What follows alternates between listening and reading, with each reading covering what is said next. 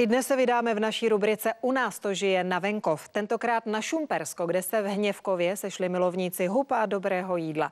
Soutěžili o to, kdo uvaří nejlepší houbový pokrm. A kdo vyhrál? Přece ten, kdo umí vařit a má kamarády v porotě.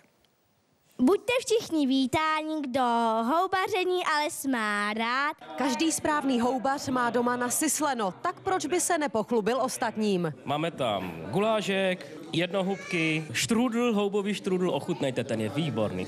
Pekl jsem ho sám. 6 mu dáme, panu Ledacinu. Poznámosti, 6.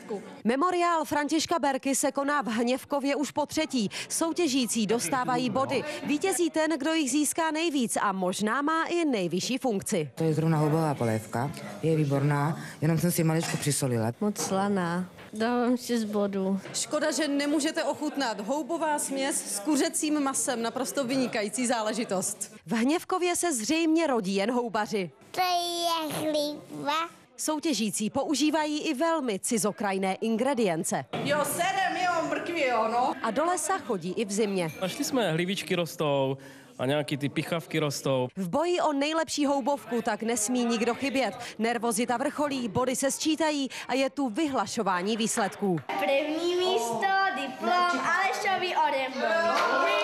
Tak to opravdu nikdo nečekal. Medailisté se nakonec ještě poperou o hodnotné ceny. Já se chci zeptat, jestli jsou všechny ty houby 100% jedle, jestli se třeba nemůžeme přihotrávit. No, to nemůžete vědět nikdy, že 100%. Dominika Večerková, televize Nova.